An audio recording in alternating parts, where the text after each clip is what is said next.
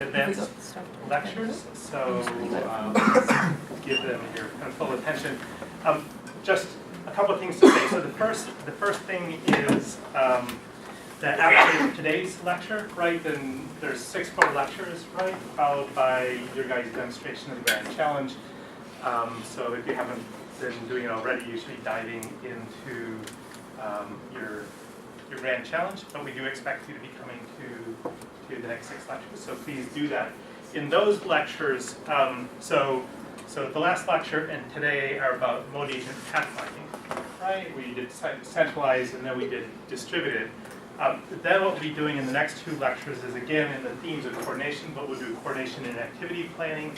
So Wednesday's lecture will be by Steve Levine, and he'll be talking about the research that he and others have been doing in multi-robot coordination, right? And then the following Monday, David Wenger is going to be giving a lecture on how do you coordinate a set of activity planners to be able to solve a very large scale problem. Okay, and then after that, what we'll do is we'll focus on monitoring and estimation diagnosis, right? So in a robotic system, you want to plan, you want to execute, you want to monitor the environment and adapt. And monitoring the environment and adapting is the part that we haven't talked about, except for within your advanced lectures. So we'll put our last 4 lectures into that theme. Okay, now, while you guys were busily enjoying the Boston weather, I was in England for a week. I think that was the warmest April that they've had in 70 years, so I picked the right time to go to England, but we're starting to get some of that weather there. And I was asked to visit a company called Ocado. I didn't really know anything about them. They really wanted to kind of know about cognitive robotics and kind of things that we cover in this course. So I had 3 days where we were looking at decision-making first in the small, which was how do you get robots to pack your grocery freight with pears and other perishables without damaging them. And in this case, there was this completely different notion of robotics in a harsh environment, which is that they did all the packing in the world's largest freezer. So I thought that was interesting. And then they went to coordinating this set of robots in their factory, and then they said, how do you coordinate the whole supply chain? Right? So it was interesting to see planning at all those different levels, and the fact that they're actually really employing most of these techniques. Now, one of the things that they then came up with in the morning was this is the next generation factory that they're constructing called the Hive. And what you'll see is there's this mesh, and the robot's going to move along on this huge mesh, and then there's containers at the bottom. So the robot comes, it picks up the container and goes somewhere else, puts it down, and then there's a set of pickers, right, which are the main role of the humans are that you're taking things from containers and you're putting them in kind of the equivalent of grocery bags. So I thought this was interesting because then, of course, they put me on the spot and said, okay, well, here's the system, here are the constraints, how would you solve this in a purely distributed manner? And what I said is that I'm going to be listening to the lecture today, and I'll get back to them. Okay, so with that, I'll let you guys begin. Sure. And please feel free to take a donut if you want. It's not a bribe. Not at all.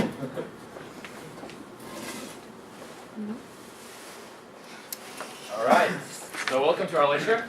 We are the second multi-agent path planning team, and from last week's lecture, we will focus more on a decentralized approach than the centralized one you saw last week. So first, a little recap on why we want to use multiple agents in the first place to solve a problem. Obviously, we can increase our efficiency, right? Because if we have a lot of tasks, we can solve them at the same time with all our agents. And it's also more robust to agent failure, because if one of our agents needs some maintenance or just goes down, we can just reallocate its targets to neighboring agents. You can also incorporate specialized agents in your problem. For example, you can have an agent with a special tool. You will allocate that one to a task that requires that tool to be solved. All your agents, as a bundle, will be a communication network. So through communication, you can gain a lot of information decentralized to one agent, and then you can do decision making individually for that agent. And in that way, you can actually, for example, enhance your SLAM, right? Because you will get a lot of different measurements from different angles. If you combine that, you can actually decrease your uncertainty of an obstacle location, for example. So it's a very versatile and flexible system, and you can apply it to more general problems than in a single agent case. So here are some motivating applications for such a system. Last week we looked at some warehouse storage applications.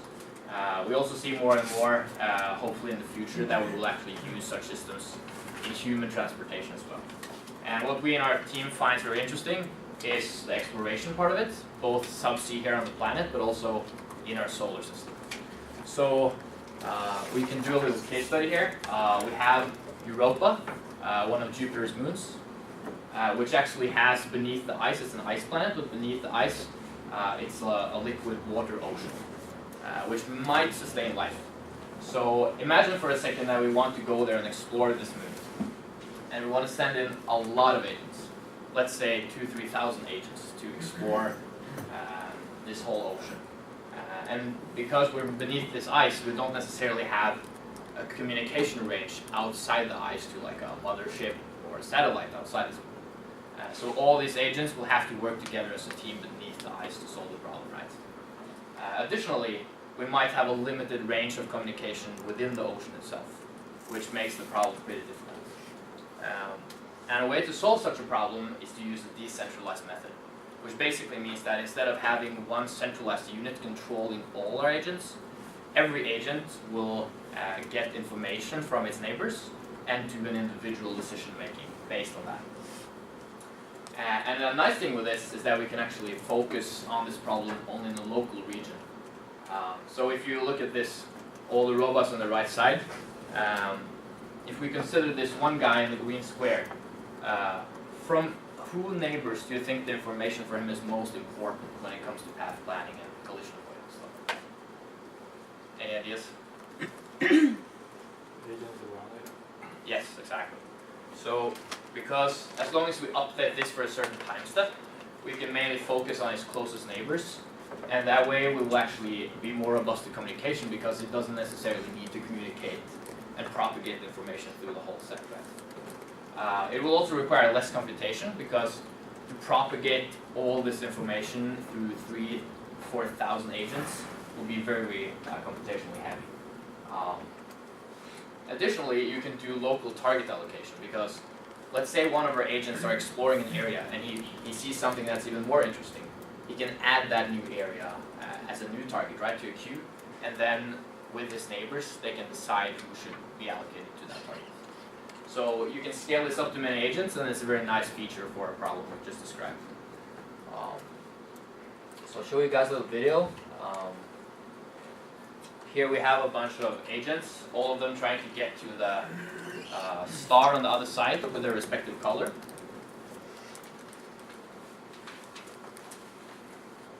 And because they have no centralized unit, they will see that when they collide, they have to change their path in order to avoid collision.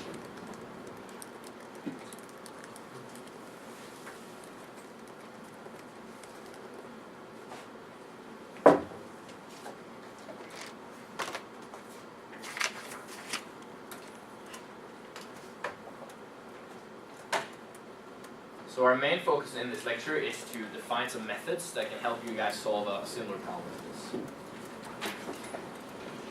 So our outline looks like this. I'll go through some basic definitions first to give you guys a sense of the actual problem we want to solve. And then we will define the pipeline as 3 different aspects. So we'll go through target allocation, which is the process of assigning targets to our agents. Then, given this target allocation, we can find a path to the goal. And finally, these paths might collide, so we need to do some conflict resolution. We'll end the lecture by wrapping it all together, and then if we have time, we'll look at some new state-of-the-art methods in multi-agent path planning. So first, the problem formulation. We already have given a map, so that's a very important assumption. For the grand challenge, we'll probably get that map from a SLAM operation, something like that. We have a certain number of agents and targets. And then the whole objective is to get our agents safely to their respective targets. So first, we will allocate them some targets. If you look at the example on the right side, 2 agents, 2 targets, and it looks like agent 1 down there is closer to the lowest of the targets, the star. So we'll give him that one. And to share the workload, it could be a good idea to give the second agent the second target, for example. So when we have this target allocation, we can now proceed finding a path for our agents. So let's say our first agent, yeah, sure. Are the targets able to move?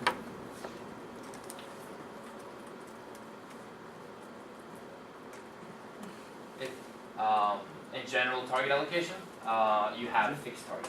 Okay. Yeah. Because it said initial states for targets, so I was Yeah. wondering. So what you do is that you do this iteratively. So you at like one point in space, you will do the target allocation, then you will create a path, and when you have walked a certain time step on this path, you might want to reiterate your target allocation. So in that sense, your targets can move from iteration to iteration, yes. Alright, and then we create a path for our second agent, and then we see that these, depending on velocities and other factors, they might collide, right? So we need to do some conflict resolution at the end, which will be the last part of this lecture. Yes. So as a system, our problem looks like this. We already have a world model. We have a map. Going into our system, we'll do these 3 steps. Notice that we have arrows pointing back up as well. And the reason for that is, imagine we have some target allocation. We have found a path towards a goal, and then we see that we might end up colliding. So we need to do a conflict resolution. We need to change our plan. And that changing of the plan might give us a better way to do our target allocation. So we might want to go back up and redo that step as well. So we'll do this over and over again through the whole path trajectory, which is our output. That's the actual result of the algorithm. And notice also that we do this for every agent I, because it's a decentralized method, right? So they will do the decision making on their own. So I'll talk about the first step, which is target allocation. So like I mentioned, it's the process of allocating different targets to agents. If you have an agent very close to a target, you might want to assign him to that target. And also we can incorporate things like you have a specialized robot, right? And he has the tool to fix the third target. You might want to incorporate that into your model. So how can we do this easily? And the algorithm we're going to take a look at uses a reward function for this. So the way the reward function works is that every pair of agent and target will have a reward function associated with it. So in a certain time step, they will have a value, right? And then later on, we'll see that we can change the name of this value to a bid. So we're actually going to create an auction algorithm where all these agents, they will bid on the targets, and we will have an auction, and the winner gets the target and is actually allocated to that target. Yes? So is it the case that one target will only have one agent going to it? Yes. So the number of targets is always greater than the number of agents? You can have empty targets. So let's say you have a target way out there, right?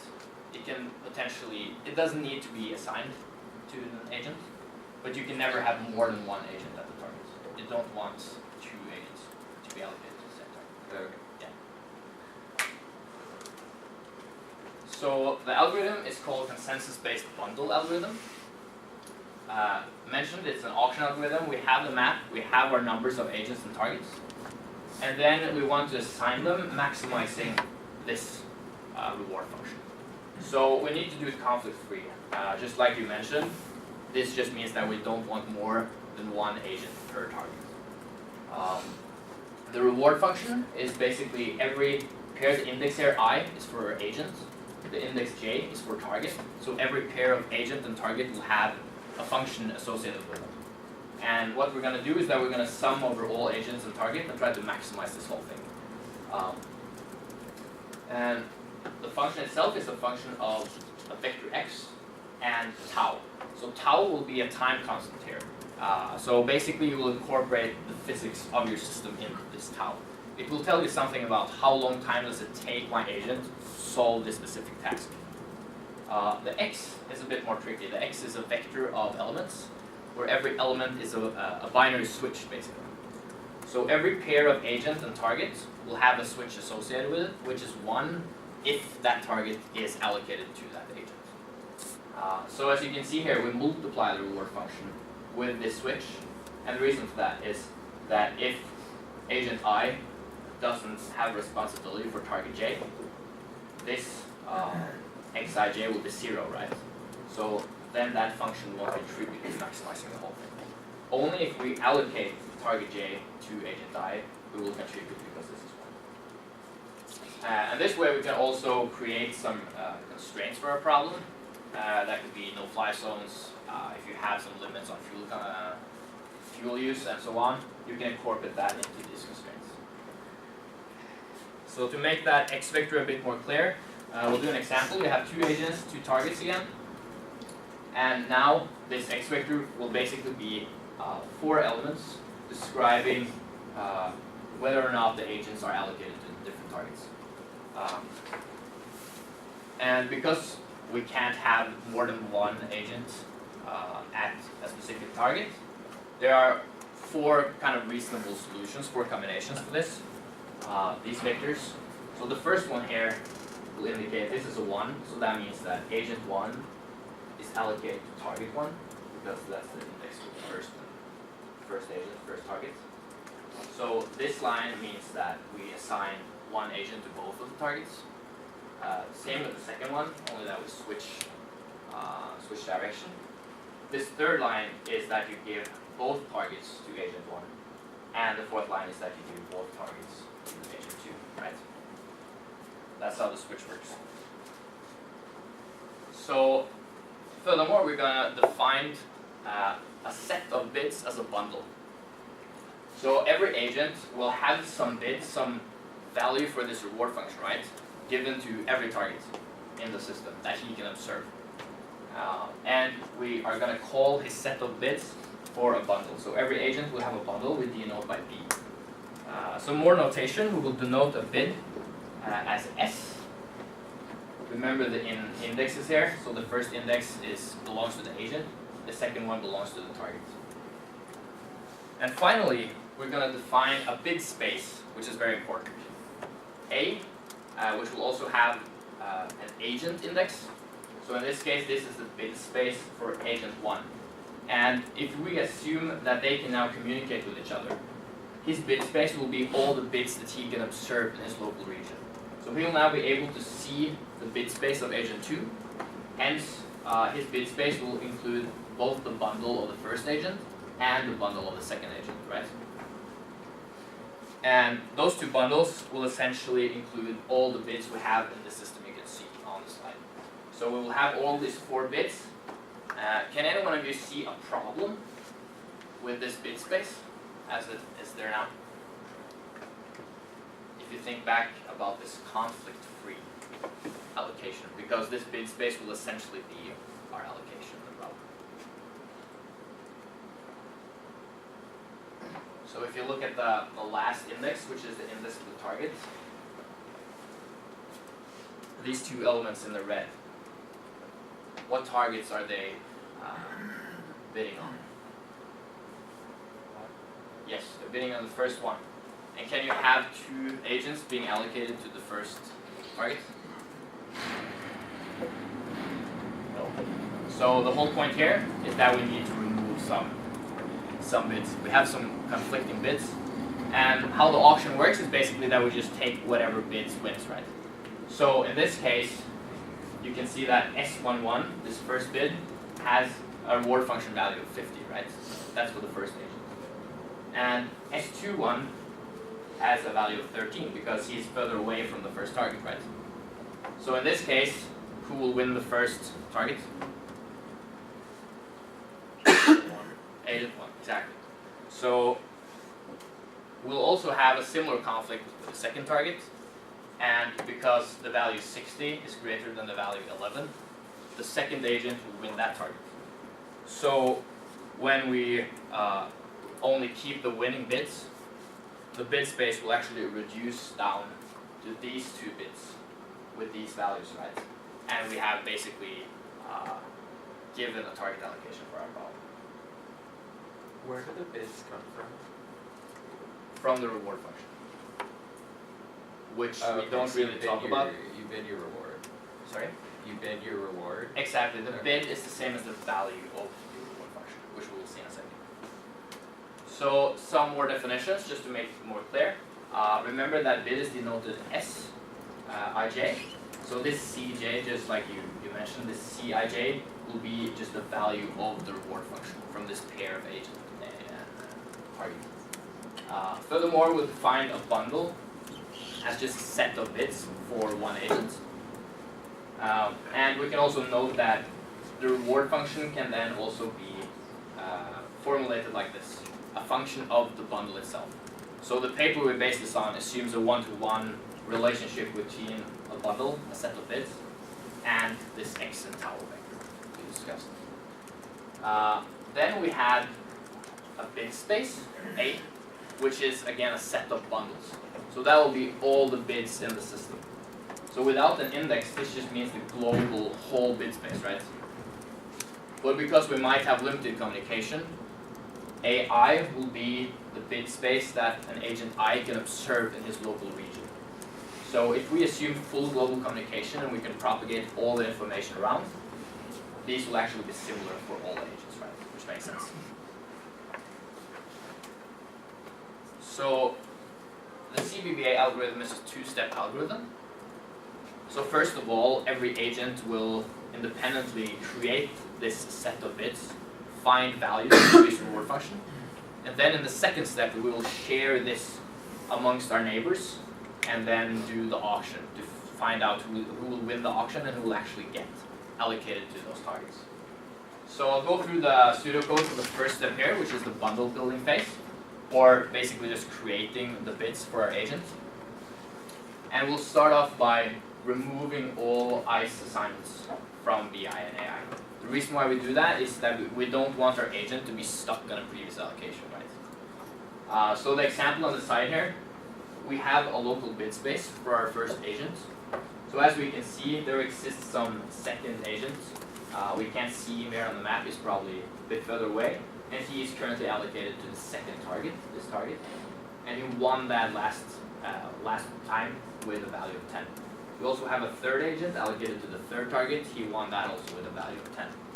And you can see these values are the new updated reward function values for our agents. So we're gonna remove all his bits from his bundle. So we'll start off with an empty bundle of bits. And we will define some constant LT, 3 in this case. And the reason why we have this is because we only want to build a bundle unless the length of the bundle is less than this LT. Basically just means that we can limit how many bids an agent can have. If you, for example, want to constrain your agents from winning everything, you can't bid on 20 different targets, right? So you can just constrain that there. When we go into the while loop, we will check if our agent could potentially win an auction given this current allocation. So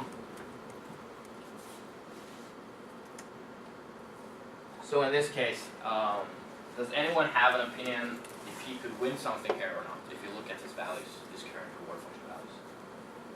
Yes. Yeah, he could win the second reward, second target. Yeah. Could he win anything else? You sure? Unless maybe state 1, because is the bid for state 1 being invalidated? The bid for state 1 is removed, yes. Oh, so then in that case he could try winning state 1 if there's no other. Exactly, very good point. So he can actually in this case win both the first and the second target. So as you can see here in the pseudocode, we will choose first J star to be the target he can win with the highest value. So we will first append his bid for the second target, and then we'll come back to the first one later. So in this first iteration, J star will be 2, the second target.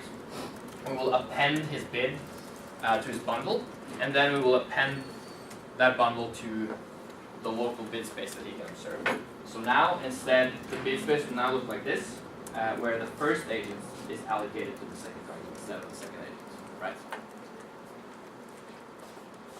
Then, because the bundle is still less than LT, we'll go back up into the while loop, and he can still win, right? He can still win the first one. So in the second iteration, J star will be the first target. We will append his bid there to his bundle, and then we'll update his local bid space. So that now he actually is allocated to both the first and the second target. More formally, the algorithm looks like this. So please just come up to me after lecture if you want to have a chat about how it actually works more in detail. I basically made like a more simplified pseudocode here for you guys. So now over to the second step. So in the first step, all our agents created a bundle of bits individually, and now we're gonna actually come to a consensus about this. So the agents will share their bit space, and then the auction just works as simple as this. We will remove all the losing bits, so only the winning bits will be remaining in the bit space, and our bit space will then essentially be the target allocation, right? And you have to do this over and over again in order for the algorithm to converge. Eventually it will. And you can also do this whole process later. Like we discussed earlier, if you then create the path, move along the path, you do some changes, you might want to do this whole process over again to update your target allocation. So to show you guys an example of this, we go back to our old example. We have two agents, two targets, and to begin with, let's assume that they cannot communicate. So these agents can see both the targets, but they can't see each other at the moment. They have some values here. Remember that S denotes a bit, B is the agent's bundle, and A is the local bit space that he can observe from the state he's in. So because they cannot communicate, they will only see their own bits in their bit space, right? So because agent 1 here, he doesn't know that agent 2 exists yet. He thinks that he has to be allocated to both these targets. He's the only guy that can fix both targets. Agent 2 thinks exactly the same, so they will now create some path and move closer to the target, which we'll discuss later in the lecture. So let's just assume they move a tiny bit. We have now changed the state of the world, so we need to update their reward function, right? So I just picked some random numbers, but because they're closer to the targets, I just increased the numbers, basically. So with these updated values for the reward function in this state of the world, let's now assume that they are close enough to see each other now, so they can communicate. They will then enter this step 2 of the algorithm, and they will share their bit space. And because they can see everything about each other's information in this case, their bit space will actually be identical, right? So as in the previous example, agent 1 will see exactly the same set of bits as agent 2, and that will be all the 4 bits we have in the whole system. So now, do we have any conflicting bits again? Anybody want to venture? Agent 1 and agent 2 are both going to 1 and 2. Yes. We have actually exactly the same conflict as before. You can see in red there, we have 2 bits towards the first target. And who wins this target? If you look at the values of the bits. Agent 1. Yes. So agent 1 will win the first target.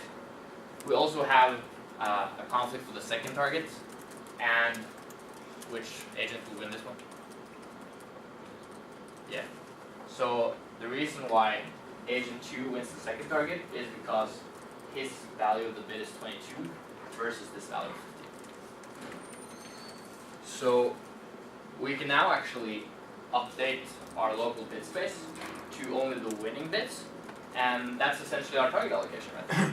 So now we have assigned target 1 to agent 1, target 2 to agent 2, and we're all good to go for the next part of the lecture, which will be, given that we have this target allocation, how do we actually create a path for our agents towards the goal? Good. Any questions on this so far? Yeah. In the case that they both have the exact same reward for going to the same target, what do you do? Yeah, the paper you can resolve that in many different ways. For example, you can do just like a coin flip, or you can have like the lowest index agent will go to your target, something like that. Any more questions? Good. Okay, Navid, take it away. So, because of the way we formulated this problem, I kind of have the easy section because in my section, there is no multi-agent aspect at all, right? So we're assuming that a target has been allocated to an agent. That agent has to figure out a path to get to that target, and then the conflict resolution happens afterwards. So for my section, it's basically just a single agent path planning problem. But we're going to take into account the fact that it has to then be deconflicted at one point. So, just what are some approaches to path planning in general? Like, what are some methods people have used? So, back in the 80s, those found that like really computationally cheap way of doing this was artificial potential fields. You guys have probably heard about this. But the concept just intuitively is that your agent is a charged particle in space. The goal location that it's trying to go to is a oppositely charged particle, so it's attracted to it. And then obstacles in the environment are the same charge as your agent, so they repulse the agent as they get near it. You have some function that you do for that attractive and repulsive function. It can be conic or quadratic or whatever you want. There's multiple different ways of formulating it. Then you take the sum of all the forces, so you have some gradient that brings you towards your goal, some repulsive forces from the obstacles, and then you solve that gradient to minimize energy and go towards the target. Obviously, because it's a gradient, you can intuitively understand that this is probably not the best for very complex environments. This kind of algorithm actually gets trapped in local minimums very often. It can get stuck in corners or around obstacles. There's no way to there's some algorithms that have been developed to get out of that, but they're not really used that often anymore in practice. Something that's gaining a lot of traction are reward-based path planners. And so DECOMVPs are an example of them. So DECOMVP stands for Decentralized Partially Observable Markov Decision Processes. So you guys probably are aware of Markov MVPs in general. or partially observable Markov decision processes just means that the agent, so just to formulate the problem a little bit, you have an agent that has some observation of the world, of the state of the world, right? So it can't exactly observe what's happening in the world. It can only guess what's happening by its noisy sensor information. And then it can perform an action on the world. That's what this A is. So it's called a policy. So with what it knows and some reward function that it's trying to maximize, whether that be getting your goal location or pick up an object, whatever that is. Perform that action and see if the world state changes in a way that increases that reward function. And so each agent is individually observing the environment, performing an action, seeing how that affects the world, and recomputing this. So that's kind of what this is showing here. So observing the state of the world, performing an action, that causes the state of the world to transition, then same thing happens over and over again. This is actually a really great formulation. The problem is it doesn't actually work in practice for a lot of agents. It's computationally very, very intensive. If you look at some papers where people are doing DECOMVPs, anything more than like 3 or 4 agents in an environment can't really perform this in real time anymore. Kind of a problem. So it's an active area of research, not something we're going to tackle in this presentation. Sample-based planners. So like the underactuated team talked about this. So RRT, LQR they talked about. PRM probabilistic roadmaps are another approach to this. The idea basically that you're randomly sampling in an environment, trying to find a path that gets you to your goal location. These are much better computationally. However, they do have the one negative side effect that they're only probabilistically complete, and what that means is that you have no idea if it's going to find a solution. You just run it long enough and hope as it keeps computing random samples that it eventually finds the goal location. You have no guarantee that you will actually find it. And so then grid-based path planners, which are what we're going to talk about in this talk. So things like ASTAR, we heard about last week. These have the nice benefit that the algorithms are complete, so they either return back a valid path to your goal location or return an error saying that a path cannot be found. Right, and that's what completeness gives you, and that's kind of a nice aspect. Obviously, you do have the negative that now you are putting your world space into a grid, and so you're limiting the paths that your agent can traverse in the environment. So, I don't mean to say that grid-based path planners are the end-all be-all path planner. When I present it this way, I'm just saying that we chose to go with grid-based path planners. There might be lots of different formulations or problems that a sample-based path planner might be better for. So, just to give a brief history of grid-based path planners, because I think it gives a nice intuitive understanding of how we got to the one that we chose for the algorithm. So Dijkstra's algorithm, very, very simple. I'm sure everyone's aware. You formulate your grid search as a graph. You expand through the graph by picking the lowest cost edge to get to the next node. Then there's A star that was developed, which adds a heuristic to that search. We heard about A star last week, and that heuristic helps you guide the search in a more intelligent way. We'll talk about that in a second. So then D star was developed in the 90s. It basically stands for dynamic A star. And the original algorithm, actually, what it did was just looked for edge costs that changed in your graph and kept track of those in lists, and then recomputed paths on the fly as changes came up. In the or about 10 years later, actually, Sp18 came up with a much more intuitive algorithm. So D star Lite, it does the same exact function as D star, except it's algorithmically pretty different. It's derived from an algorithm called LPA star, which stands for lifelong planning A star. And we'll go through each of these individually to kind of get a better understanding of what those are and how those differentiate from A star. So, And then there are starting slightly different problems. So D star is a single destination, all sources. Source path for LPA star is like A star is a single source destination. yes. So A star refresher, you guys heard about A star last week, so I probably don't need to go into this too much. But just at a high level, you have an open list and a closed list. An open list being the nodes you are trying to expand in your graph, the closed list being the ones you've already expanded. And you have this evaluation function that you use to sort the nodes in your open list.